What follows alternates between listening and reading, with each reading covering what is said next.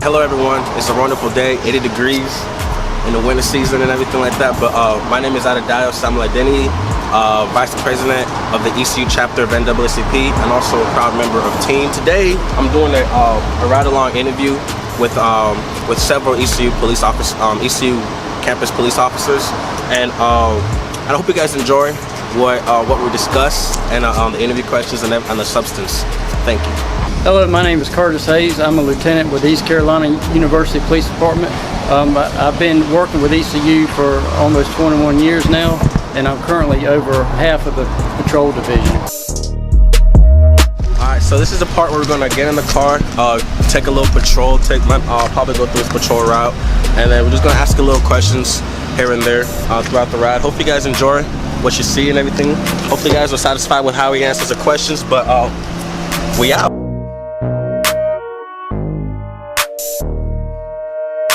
You say you've been an officer for 21 years, right?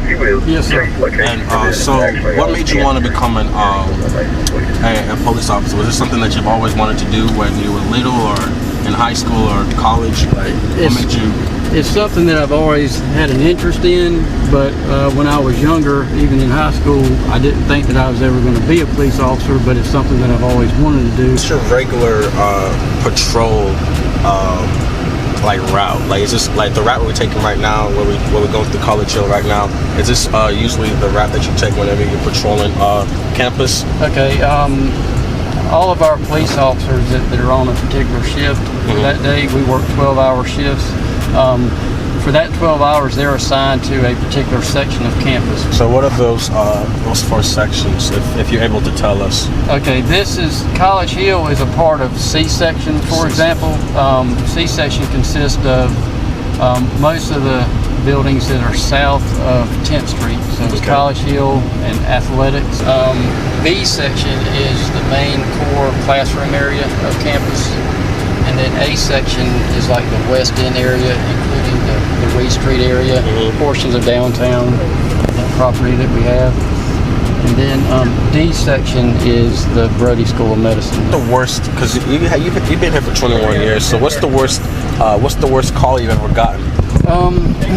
Probably the worst call that I've had was, well, there's probably two that are probably about tied. In the downtown area, again, as a part of that extended jurisdiction that we have, we're able to assist and respond to incidents, that occur in the downtown area. Well, several years ago, we had a shooting down there, and I happened to be working then. So where the shots were being fired 1 block away from where we were at, so we had to respond to that. That was a little bit unnerving because you don't know which ways the bullets are flying or anything, so we had to respond to that call. So what is your opinion on criminals having more powerful guns than police officers? It's something that's always been there, or it's a situation that's always been there. As far as, there's a lot of hunting rifles that are more powerful than ours. There's people that have some automatic rifles, some of them that they shouldn't have, some of them are authorized to have them, but for whatever means, we're always going to be outgunned, but our thing is we don't want to ever be out-trained.